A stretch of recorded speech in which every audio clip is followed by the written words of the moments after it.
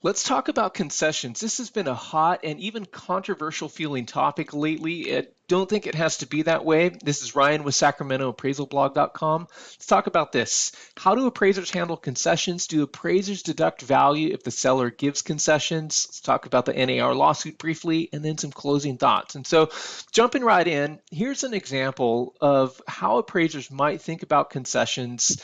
A property's in contract at $510,000, and we could see comps 1 through 4. Some of them have credits, and some of them don't. But we could basically see that, look, here's a property that sold at 510, and another one that sold at 510, and these ones don't have any credits. But the ones that sold for a boosted or inflated amount both have, a buy down or a credit of some sort. And so in this example, an appraiser would look at this and go, okay, where is market value at? What are buyers willing to pay, without some extra stimulus padded in there?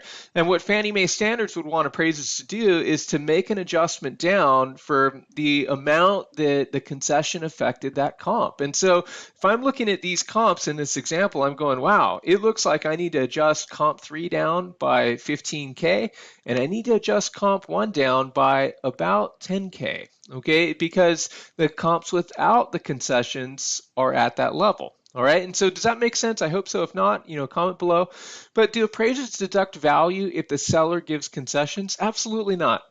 Let me show you the same example. Now imagine that this property was in contract at 510, but the seller had a 20K credit. Now, as an appraiser, I could automatically be like, it's only worth 490, but that's wrong, because what I have to do is I have to look to the comps, not the contract price, to tell me about value. And when I look to the comps, look, there's properties that are very, very clearly selling without any concessions at 510. And so maybe this is a generous seller, for whatever reason. Maybe the seller needs to move quickly and they're offering a credit to entice the buyer.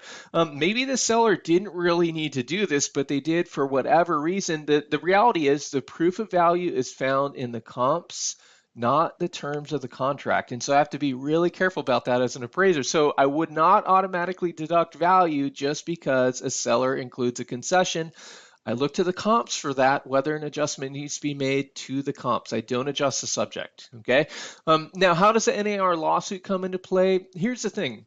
A different example, but the question we need to ask is, are homes with and without the seller paying for the commission, are they selling for a different price? And I say the commission because it's a little different now.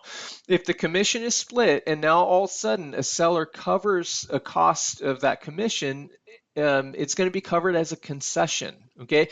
No longer is it baked into the sales price. Now, before, as appraisers, we really wouldn't have to think about this because every single property had that same commission, whatever percentage it was, and that was a nothing burger. It wasn't really something to analyze because it was baked into the market. But now we, decouple that, and if we start to line up examples and go, wow, look, comps 1 and 2 had a credit for a commission and they sold at an inflated level compared to other properties, well, then maybe there might need to be an adjustment there. Okay, does that make sense? I think this is a viable question. We're in new territory right now. We have not seen this before. Okay, so will buyers start asking what the sellers paid for the commission?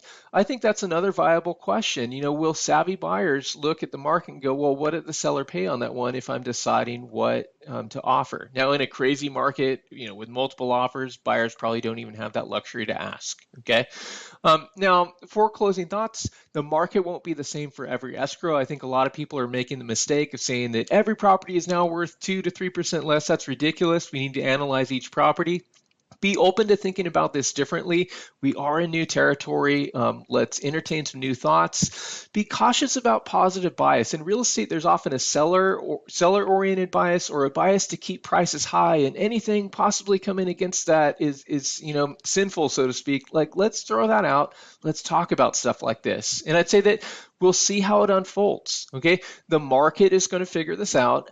Real estate practitioners will figure this out. Buyers and sellers will figure this out. And that's the deal, okay? I'd say be calm and cultivate objectivity in the midst of uncertainty. That's a task at hand, and I think that's the goal. The future is going to happen no matter what, and we can go into it with purpose and understanding and with a plan, okay? This is my contact information. Thanks for